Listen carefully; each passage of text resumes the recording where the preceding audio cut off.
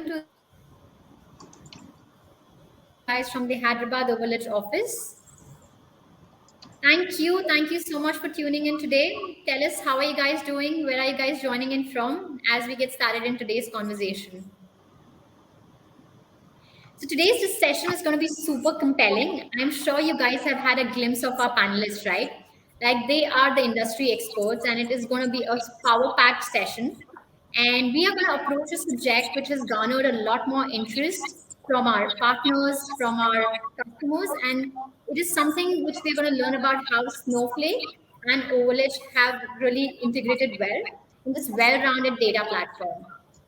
So, to all our listeners and all our viewers, tell us if you have any questions that pique your interest, and we'll probably drop in at the end of the conversation. Okay, superb. So now that we are super excited for this session, we have got our amazing guests. So welcome everybody. Thanks. Thanks for having us. Okay, so we have you guys to simplify this subject today, and we'll jumpstart this conversation with a bit of our background, the company we are associated with, what do we do, so sort of it'll set the context and the tune for this discussion. So I'll go in first. I am Paridi. Hello again. I am working with this wonderful organization, OvalEdge. OvalEdge is primarily an advanced data catalog and an end-to-end data governance suite. And I am the strategic partnership director out here, right? So I am the go-to person primarily for establishing and solidifying our relations with the technology and channel partners. And we are also in the process of making an entire comprehensive partner OvalEdge ecosystem. So that's just a little bit about me. Sindh, would you like to go in next? Sure. My name is Sin Din. I am Senior Director at Purpose Financial. I've been at Purpose about 8 years.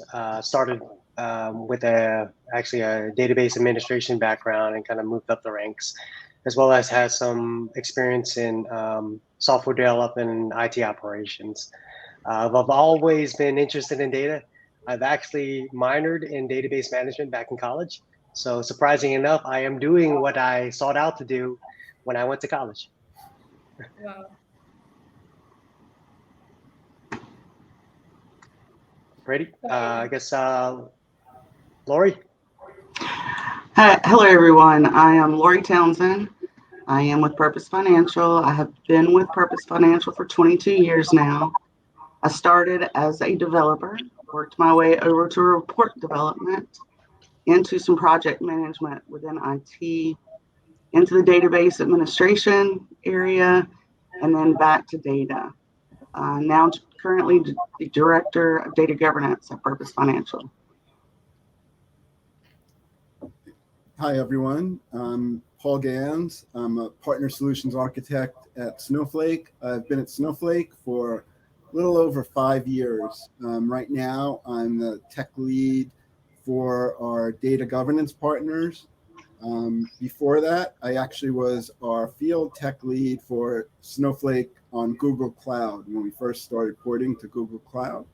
I've been involved in database systems. My first job out of college was designing database systems at Bell Labs many years ago.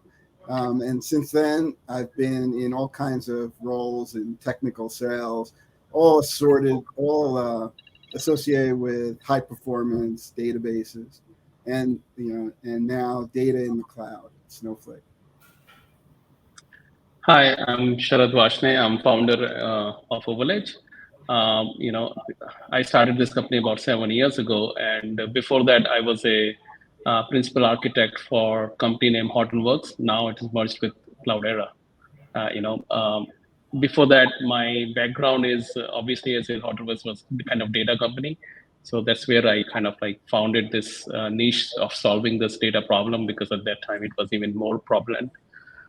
Before that, I'm a kind of like nuclear engineer by my degree. And then I have consulted to a lot of nuclear organizations in US, and mostly not on nuclear part, but actually process management and maintenance management systems, implementing maintenance management system. So I have like a unique background of process, which is like learned from like nuclear utilities, which kind of helped me understand build data governance software. as well as a lot of technical background of building databases, and at Cloudera kind of like come up with the big data architecture, implementing it, several dozens of customers there. And so kind of unique perspective of bringing the technology and processes together. And that's kind of help us to build this data governance platform from the ground up. And that's my journey overall. Paridhi, it's over to you now. Okay, perfect. So thank you for such lovely introduction, guys. So let's just dive right in. It's always very imperative to understand the why, right, before we head into any particular direction. So let's just paint a picture, okay? Sin, could you help us understand as to why you, along with your folks, like your team members at Purpose Financial, felt the need to have a data platform at first place? Yeah, sure. So first, with any company, it starts with that digital transformation. Our company has been around for about 20 years. Most of our footprint was at the brick and mortar side. So a lot of the IT operations was really built around supporting our storefronts, right? We saw that general shift from brick and mortar customers going to our brick and mortar stores actually starting to shift online, right? So how do you build and kind of shift your technology to drive that type of adoption? And our on-prem solutions are really slow and really hard to scale, right? We have processes that run on a daily basis that takes, from starts at midnight, finishes up around 8 a.m., right? End to end, to spit out a bunch of rows and kind of insights, right? There are always problems that happen throughout that 8 hours. It could be anything. And it has been very challenging to manage on-prem. The other things are, resiliency. Things that go down. It costs a lot of money on-prem to kind of fail over to another site or a data center. We have built out things in our other data center, but really hasn't spent time to try to test that failover, right? I always challenge the IT department to say, okay, we have this failover capabilities. Have we ever tested it? And everything has become an event on-prem. As we shift over to the cloud, it makes it a lot easier. And ultimately, it's also, those things are older and slower, and some of that has become a rat's nest, right? As we have new employees come in and saying, hey, how does the system work? If you guys ever seen that meme from It's Always Sunny in Philadelphia, the guy's like this with all the lines in there, kind of that was a response from everybody that has been at the company for a few years. Also, with any type of company, turnover happens, so that knowledge has left the company. So as we try to transition and build out new, it made sense at the time to, okay, we want to modernize, we want to disperse the knowledge. How do we do that? So that's kind of where we saw that need, and those are the challenges that I still face today as we transition over to the new world. Lori, do you want to add anything to that? No, I think you nailed it. Okay, perfect. So on a similar note, like Laurie, could you help us understand as to what prompted you to have a data governance? Sure. So we wanted the mindset to shift the data management strategy over to our business and shift that ownership to where it was off of IT and back to business, holding them accountable for some of the common business terms, as people may refer to as critical data elements or critical key metrics that drive your business. So in line with that, we had a major need to reduce quality issues. We wanted to improve the quality proactively and identify and fix those errors prior to our business consuming the data. We had a huge problem, somewhat still ongoing, but we have mitigated a lot of that just because we put governance behind it. We wanted to reduce the amount of time users were making gut-based decisions. We had data silos all over the company, as Senna had alluded to. So back to those common business terms, getting those defined enterprise-wide instead of independently within their own silos. And frankly, there's just a lot of misuse of data.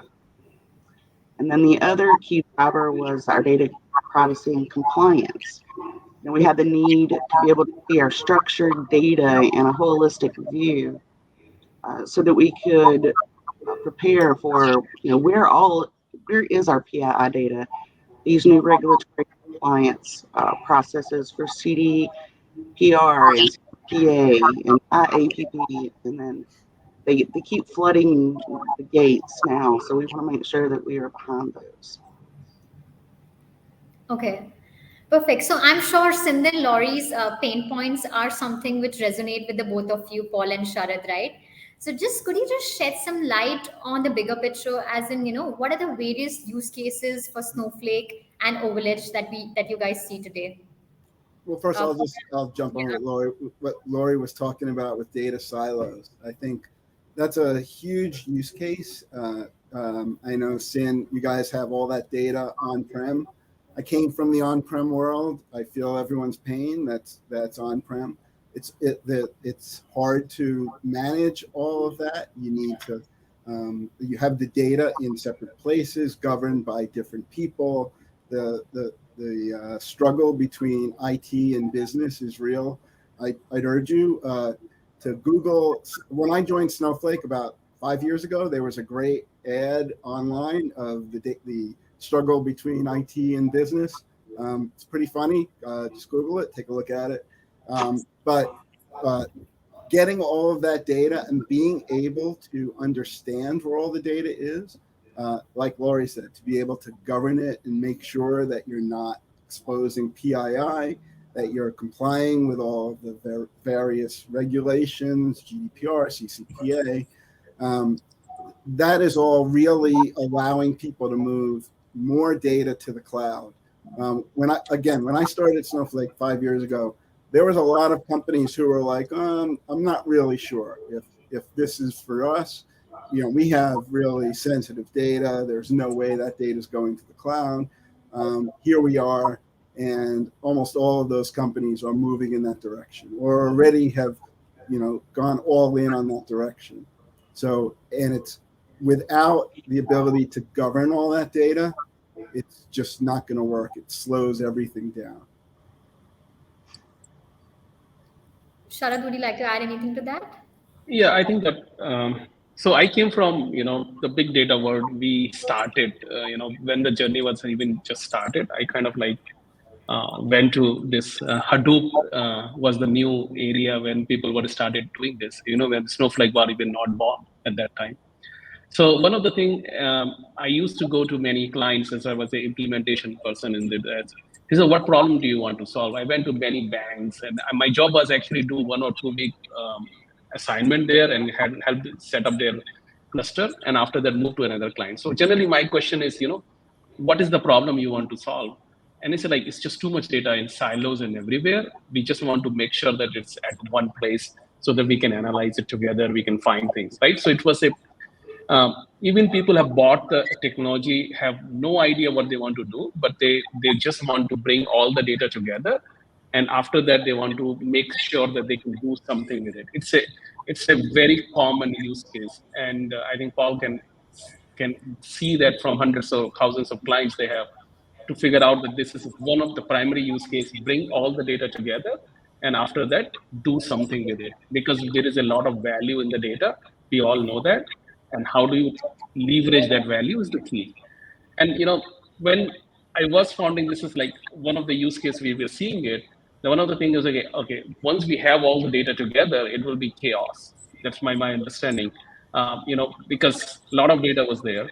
So we started writing the algorithm which can figure out relationships, where they figure out where it comes from, where it goes, kind of thing. We were thinking also we need a data discovery platform. We didn't know that we need a data discovery platform, but we knew that we needed some sort of a tool to identify that. So that's where we started founding. I founded OvalEdge, and we built the algorithm to figure out relationships at that time between that one data element, the other data element, other data element. And then market started, kind of expanding by itself. People started realizing they need a governance software to build upon it. Like they want to manage the data. They want to do the data discovery, but with proper governance. Just like, not like Google, for example, you search anything and anything comes up. it's not governed in the sense that like social media is not governed in the sense that who have the right state, and it's only the one some private companies manages that, right? While in the organization, they want the right information to go to the right people so that they can make decisions which is the right decision for their business. It's not influenced by individuals. It's not influenced by individual analysts, right? So that is where and when we are making a decision about a specific terms and specific KPIs, you know that this is accurate data. This is not, none of the half of the data is not filled into it. When you are making a decision on the balance sheet, you know that where all the data is there. The one of the departments revenue has not come in, for example, it is not going to work. So they need a governance to make sure the data is there, and that's where I think the lot of use cases started coming in. It's mostly the data discovery part of it, and then the governance, which is most. And the governance have multiple aspects of it. The one of the what we see in the market is mostly the three areas we see it. As Laurie mentioned, one is the data quality aspect to make sure the data quality is perfect.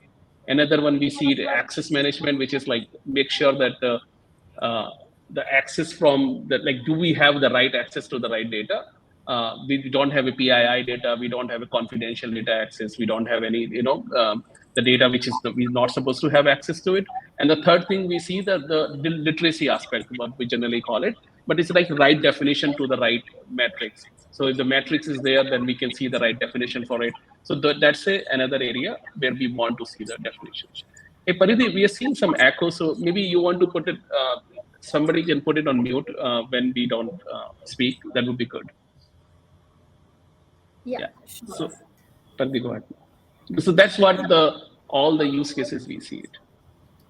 Yeah, it's Got it. really important that people can trust the data.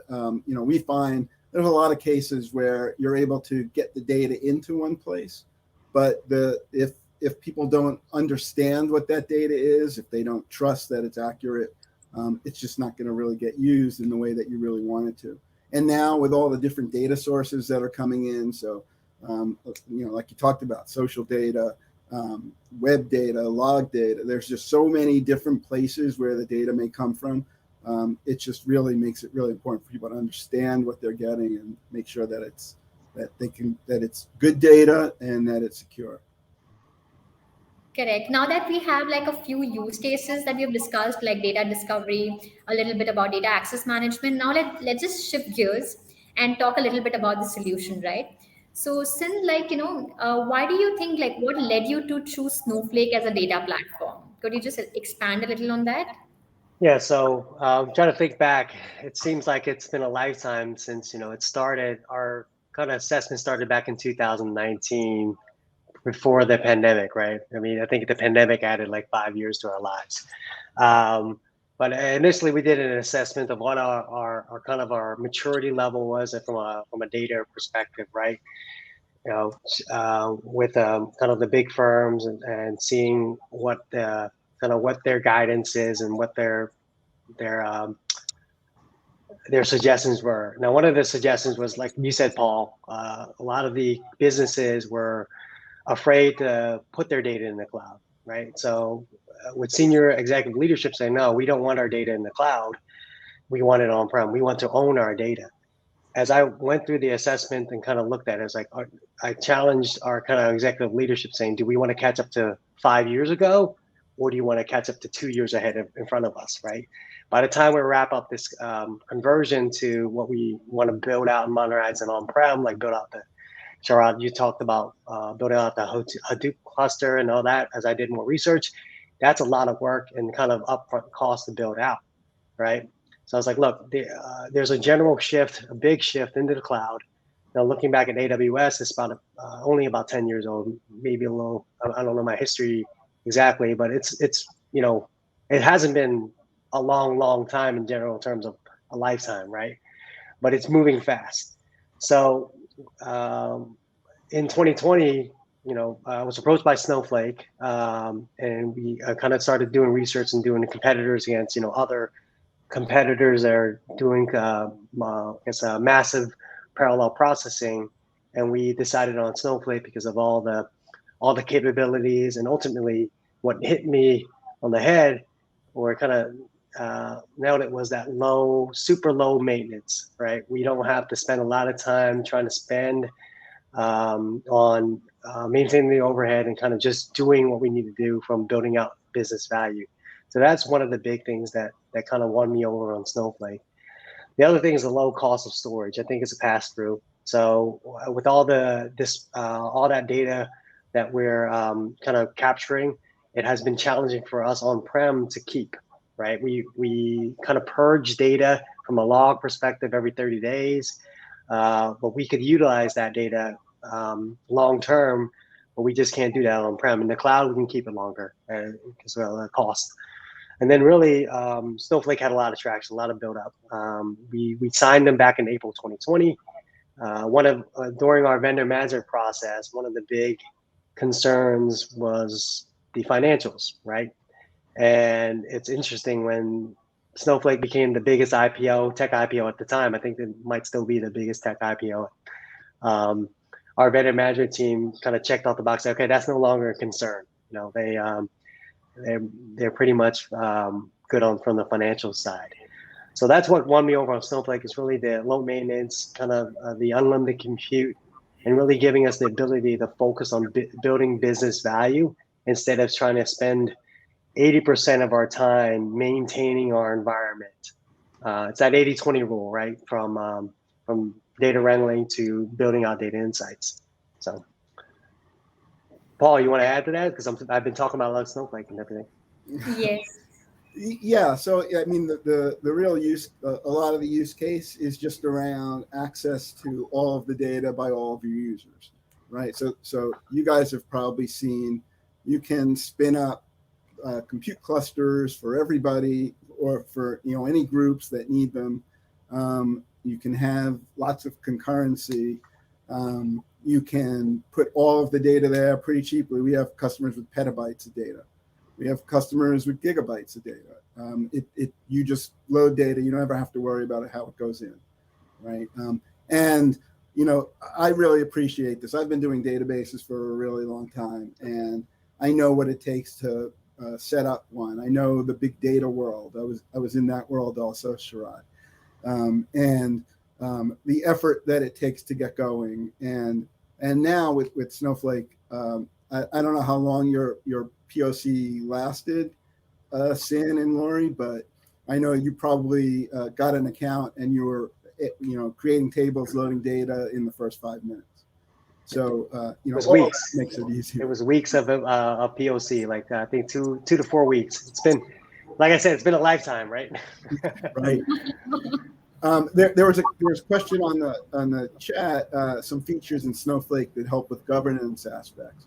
So we think of governance in a very similar way to OvalEdge. So you may see things from Snowflake that talk about knowing your data. So that's the first part. How do you know your data? And we have features in Snowflake also around data classification and ways to understand what data you have, around protecting your data. So we have masking policies at the column level. We have row policies, so that you can protect which data different users are able to see. And we do make it easy to see who looked at what data. So there's features, things like access history, where we'll show you which users hit which tables, which columns. Did anyone look at any sensitive data that they really weren't supposed to look at? So as well as helping with figuring out lineage. So what table or what objects led to what other objects in Snowflake or from cloud storage. So lots of different things that you can use. There are also we work with OvalEdge. We have object tags so that you can tag your data for specific things. OvalEdge can read those tags and bring them into the system. So there's lots of ways to make sure that you protect your data. Super. Thanks, Synth, for taking us through the journey from 2019 till now. So this is just a little bit to you, Laurie. Like, what was your approach to solving these couple of challenges which we mentioned? Like, How did these tools help you, like Snowflake as well as OvalEdge? I love the question. I want to give a little bit of context without a tool. Running a data governance program with Excel, Word, and any other in-house software that we could attempt to leverage was a nightmare. The struggle was very real. So we started evaluating several different tools, and we were coming across the same thing. It would give us this, but it wouldn't give us this, or it'd give us this, and it wouldn't give us this functionality. So there were still pieces that you would have to plug together to get the complete solution. So when we started to look at tools, we started to evaluate some of the things that we were looking for. And to be quite honest, I don't think we knew exactly what we were looking for until we got into the tool to understand that, well, it's lacking this or it's lacking that. So when we started to evaluate OvalEdge, and we were like, well, wow, we didn't think about that aspect. We didn't think about this aspect. So what it's done is allowed us to run our data governance program in a more efficient way. Go back to the Excel and the Word and any other software that we could use. I felt like we were spending 80% of our time trying to keep it documented and the other 20% actually doing data governance.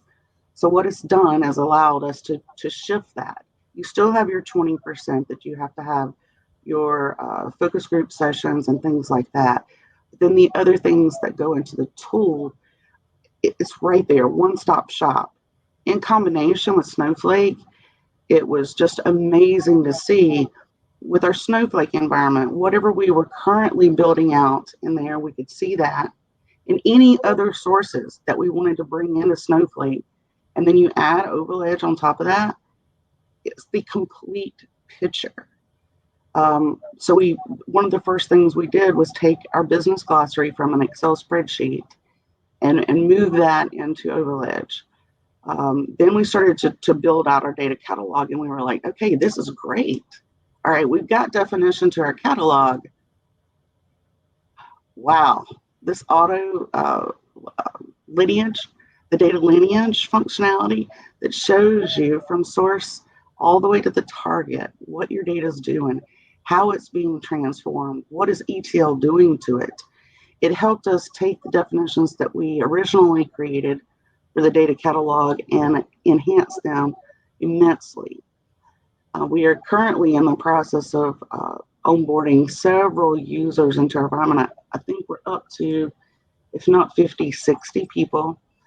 And those people are starting to help us enrich our data catalog as well as our business terms. So as we are merging into this new environment, I slowly see that gut-based decision-making being removed from the equation, and people can actually make intelligent decisions. It doesn't take as long to wrangle data as was referred to earlier. And just, it's a whole new world. I love it. It's absolutely fabulous. Okay, just a follow-up question to that, Laurie. How did you handle your sensitive data, the PI data? How did you go about handling that? Well, the functionality that is within OvalEdge is what I consider very, very powerful.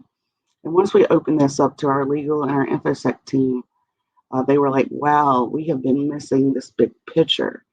What we have done is the environments that we are able to review in the Snowflake environment, we have onboarded a owner and a trustee for that PII information. And there's a way to classify that information as PII or CCPA or any way that they want to classify it.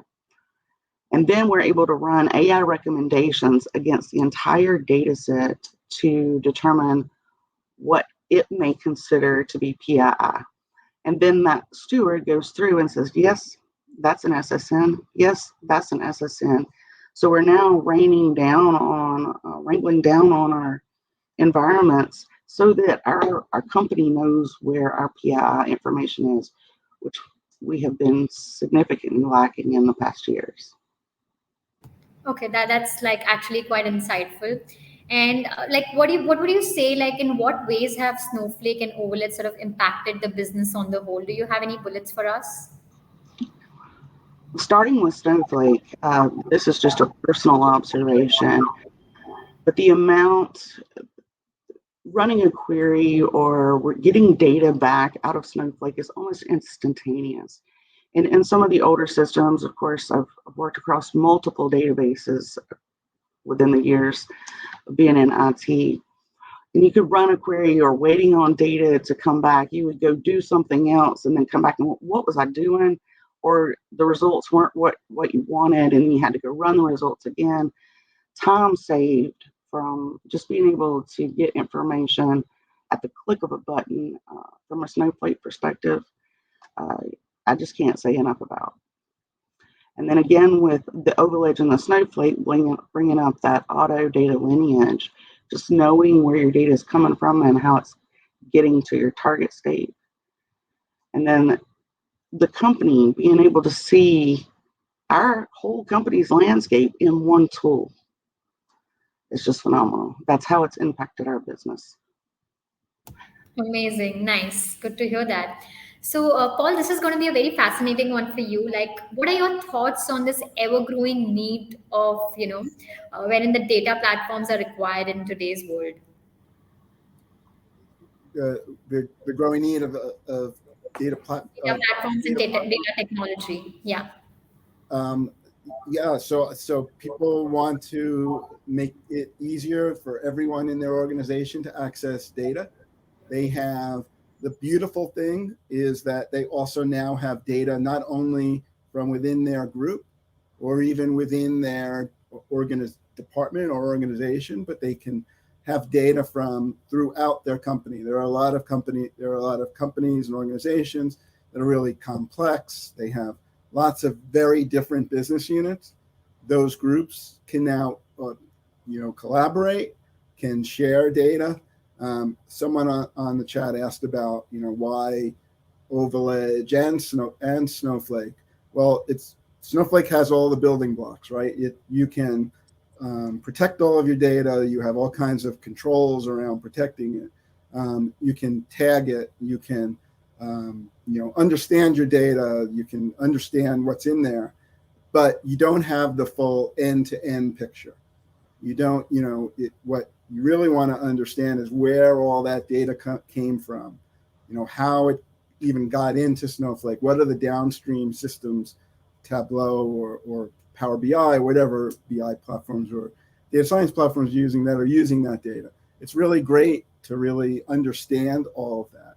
And now with the data marketplace and data exchanges, and the fact that you now not only have data from within your own company, but you also have data that came from outside organizations or that is just live data for you to use.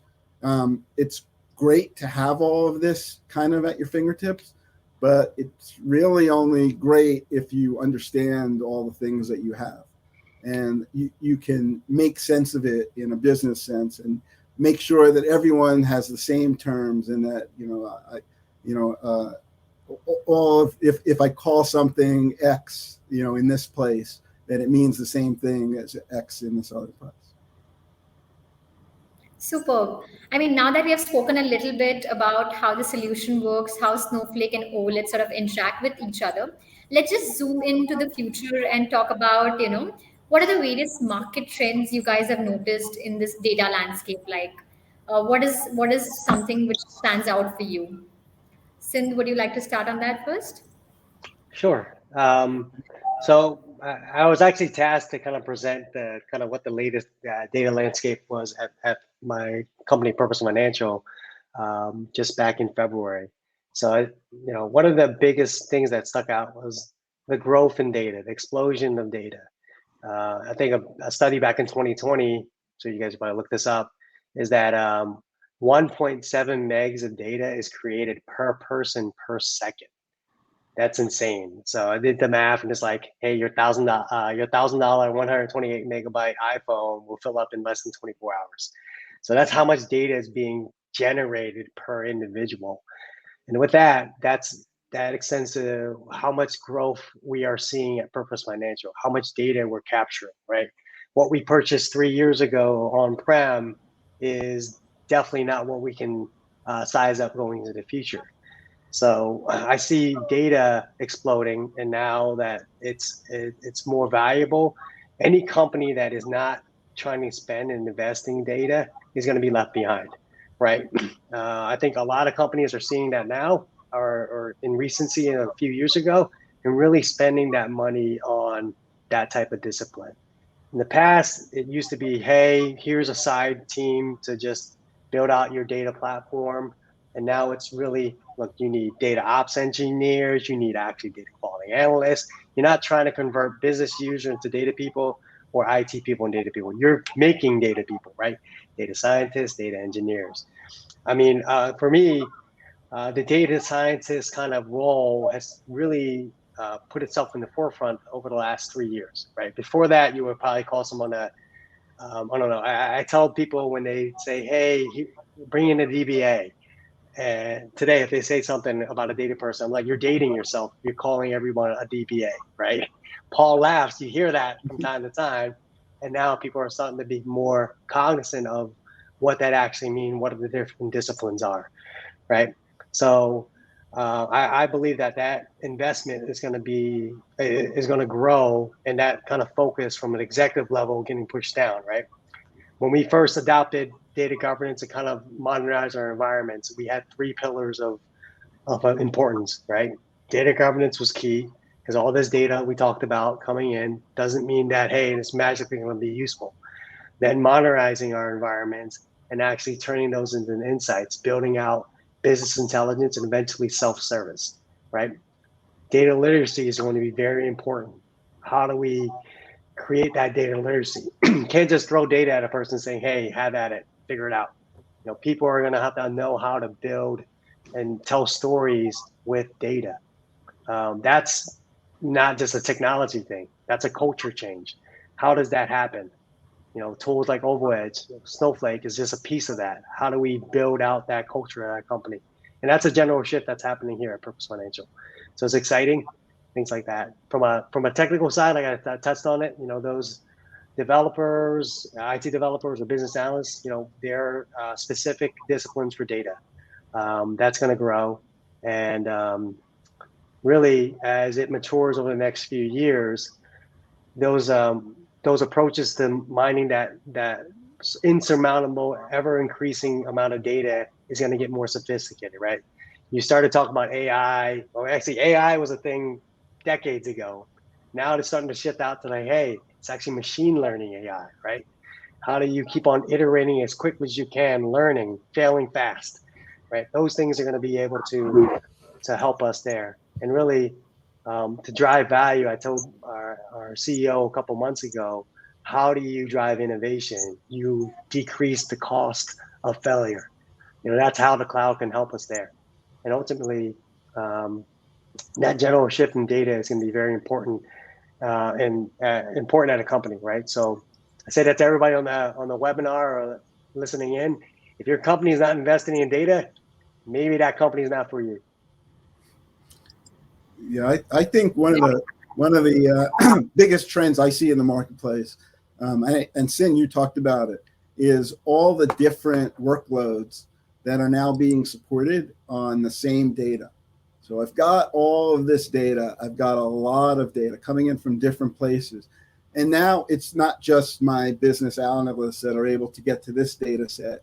And then I have to go make a copy and scrub that data and send it over to the data scientists or the people doing machine learning on that data.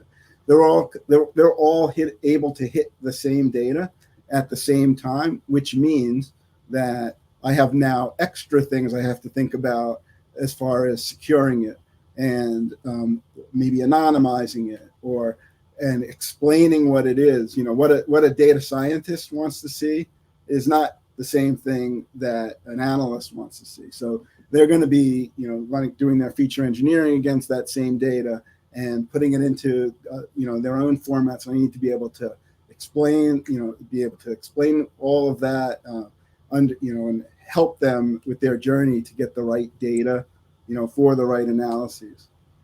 So and then like also like you said, being able to bring all of that into one place and give it and make sure that you're ahead of the game as far as the data that you're bringing in and what people can analyze. Sharad, would you like to add into that? The market trends you've been Yes. observing? So yes. So if you see from from the use cases perspective, if you see the history of data, which is say past 20 years, it really is. So last 20 years, I'm seeing is that mostly we spend in around building the data blocks or building applications which creates the data, right? So most of the time we are seeing is the ERP application or the CRM applications, which is useful for building a specific use case and specific functionalities was there, kind of like helping, like for CRM is helping kind of salespeople to do deal closer, right? Or for example, there is a applications where you are using a navigation application to go from one place to another place faster. There's no data analysis is happening there, right? This is just a simple applications are there, which is helping. But now what we are seeing is that the market leaders, for example, Amazon, like they are market leader in, there's no doubt, in the retail space. What they are able to do is they are able to leverage the data which they have created over the past several years and able to optimize it. They what they did is they optimize the supply chain. They figured out, how do I optimize the supply chain so that I can send the material from one place to another place quicker and faster at a cheaper price tag, right? But it not happen like immediately I come up with the algorithm. There is a lot of data analysis is happening for each section, each area, and able to figure out that. This optimization need to happen in the airline industry. This need to happen in financial industry. This need to happen in healthcare industry. We have customers have thousands of reports. This algorithm, these need to be able to understand these reports and able to understand the why things are happening. This data analysis need to go in every industry and optimize not only the patient procedure, how do you do diagnostics better, how do we do the supply chain better, how do we the banking better. Every section, every sector need to be optimized to at least improve 50% of the efficiency of every transaction, right? Most of the time, if you see, you go to the bank and you have to wait for money or something, you have to go to the queue and you have to wait there. You go to the restaurants, you have to wait 7 in the line, and in order to get although you have ability to kind of go and press the thing. So there's a lot of optimization need to happen, and this optimization cannot happen without data. And every company have to figure out what the use cases are and how do you do with the data. Those are the use cases that will require the platforms. Without the platform, like for example, IT industry needs in order to optimize, in order to create this infrastructure, you need an IT department to kind of run and do something, and then have databases, have applications where now we are able to see those apps and which is running faster. Now in order to do the optimize efficiency, which is the optimize the next 10 years, it will be all around optimization use cases. It cannot happen until the basic foundation block. And the basic foundation block is the data storage and compute. You need it like in form of Snowflake. You need that. And then you need to have a governance into that, where the data come from, where it goes, where what exactly it is. If I'm making the decision on the customer lifetime value, I need to understand what the real value, what the real is. When I'm saying gross margin, when I really understand the definition of the gross margin, even for marketing people, pay per click, there are so many metrics terminology we use all the time. Until unless we know the definition of it, we are making a wrong decision. I survey thousands of dollar decisions on clicks, put this advertisement on Google or this place, and not understanding that exactly the terminologies is, and then otherwise I will be making the wrong decisions. Sometimes we think that, oh, what decisions are we making? At every point of the business, we are making a lot of decisions, and these decisions are optimal. And in order to have optimal decisions, you need to have a better understanding of the data, better literacy of the data, better quality of the data, have right access. Otherwise, you're going to, like, if I know the salary, like for example, if Sin knows Laurie's salary as Laurie knows Sin's salary, it would be quite a bit, problematic. Although they share all this data is there in Snowflake, might be. and they both have access to it, they need to be governed properly, right? Otherwise, it would be quite problematic in the company how to manage it. There's so many things which is not abide by the law. Like nobody says that you can't see everybody's salary, but it is a good policy for the company perspective to protect that data, which is confidential, which is protected, or which may be sensitive, right? So those are the things required from the data governance perspective, and these are just foundational blocks to leverage those use cases. And I'm saying that use cases what we see right now is, we started seeing some in retail, some area which is like Amazon.com, it's kind of like showing this. But these use cases need to happen in Purpose Financial, and that's what the beginning is, because they have put the foundational block, and now they will leverage the use cases, which will improve the efficiencies of their customer. And every company have to work on those use cases, and that's what the next 10 years will look like. And that's my opinion, that how the industry will look like, and that's where the industry is moving. Wow, that's amazing. Laurie, would you like to summarize or add anything which these guys have missed? Yes, I would. I've been in the data governance area for a little over 2 years now. I know looking at other companies, there's a lot of companies that are not investing in data governance. I see more and more interest as far as the market goes, and the more that companies invest in their data governance, it drives and circles back to data literacy, preaching data literacy out to your company. If your business is involved and it's not actually driven, you'll put yourself in a very successful position for future. Okay. Our audience is finding this session amazing so far. So thank you once again. Now this is for you, Paul. Like in your experience, how have you seen Snowflake customers sort of tying in their data strategy with business strategy? Well, so they go hand in hand, and what's really important is now we're actually seeing a lot of cases where there are different terms for different things. Data mesh is starting to become pretty popular, but it's just a different way of organizing data. And what's really important is it really pushes some of the data governance and stewardship of the data closer to the source of the data. So, and it's really key to be able, for those people, they know the data, they understand it, they are going to, they can define what all the elements are, but in a business sense, right? So they're not just saying these are the columns in this table and these are the views I created. These are the business terms. I can tag things at a business level. I can define things at a business level in my OvalEdge or other data catalog, and make sure that people understand how it got and then how it got to them. And the lineage piece of it is just really important for understanding where that data came from and knowing that I can trust it. Okay. Sharath, have you seen any similar trends, or would you like to add anything to Paul's point? I think those are the point there. Like understanding the lineage is the key component on where data come from.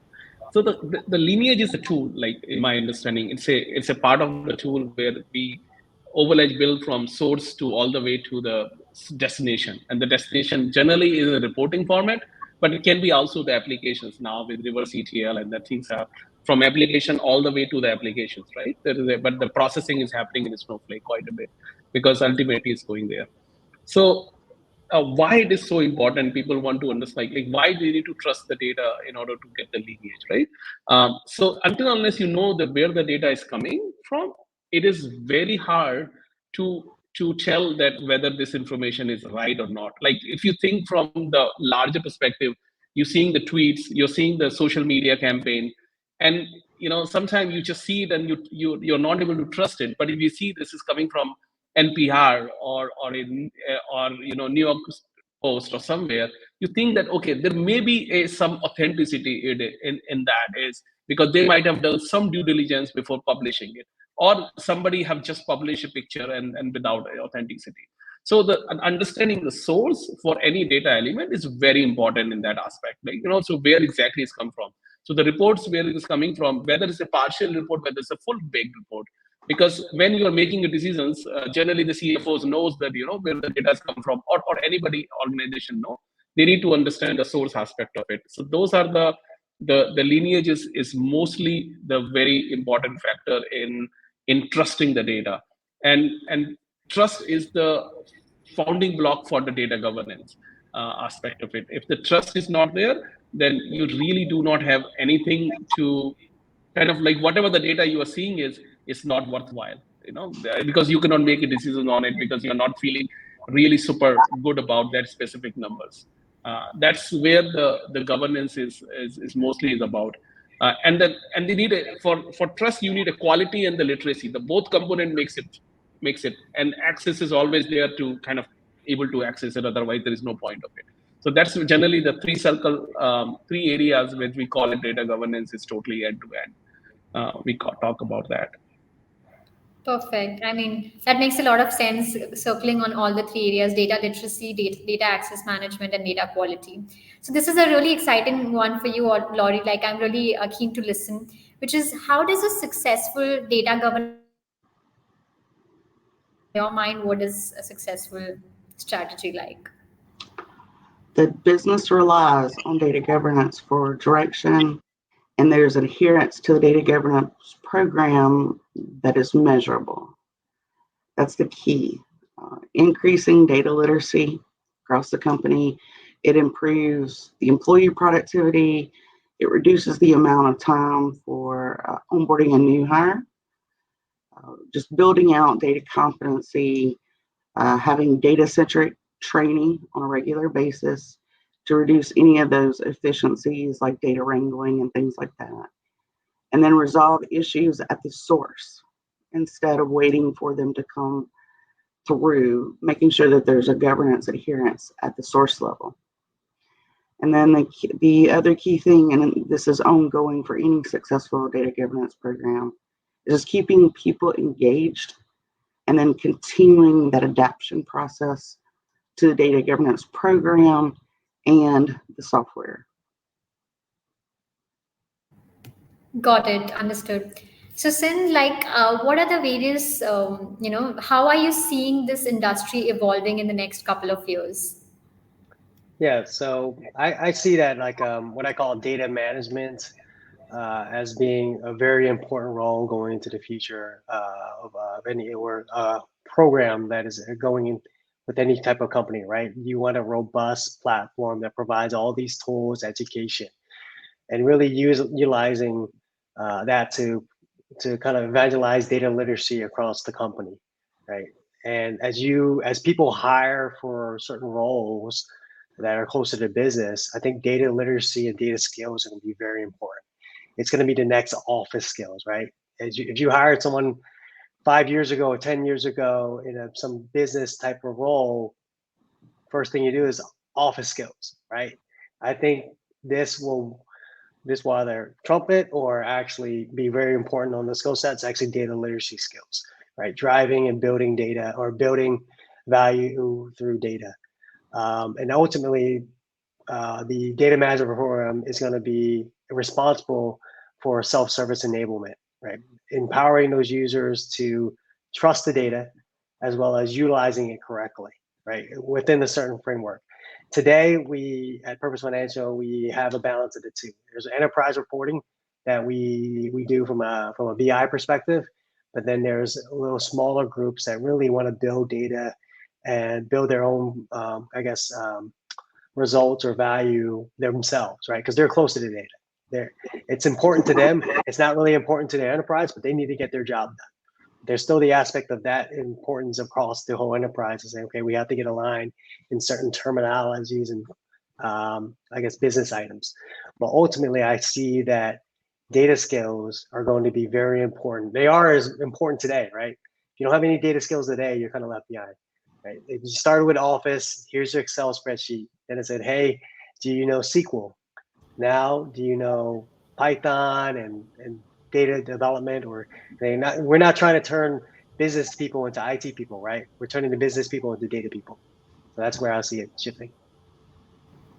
Fully agree, absolutely. So now that we are approaching the end of the discussion, just a last question before we wrap up to you, Sharad. Like, what's your vision of this dynamic data market?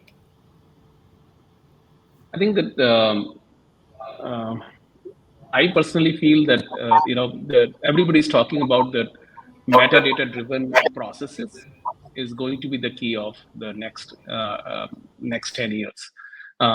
Generally, some people call it data observability, some people call it data fabric, some people call it data mesh, some people call it like data intelligence, some people call it data governance, some people call it like there are different terminology for it. But ultimately, the boil down to the one thing that if you lay the white paper of every application, and I can guarantee that whoever has written those white paper, even they do not know what it really means. So that every application every format is saying that the data needs to be there in the big data platforms in Snowflakes and wherever the source data is. You need to process it. You need that. But there is a business processes there to manage it, right? What we call it data governance, or there is a business process need to manage this data, right?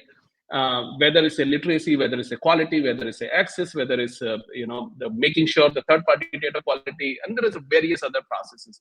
So it's a business process. Business process is there to manage this data. That is what we get, and it have to be done by a metadata layer. It cannot be done by managing the whole data layer. And the metadata layer can be used to manage the business process, while then the data can be managed at the source level, right? Because you cannot move all the data to one data platform, because the data is still getting generated at the source.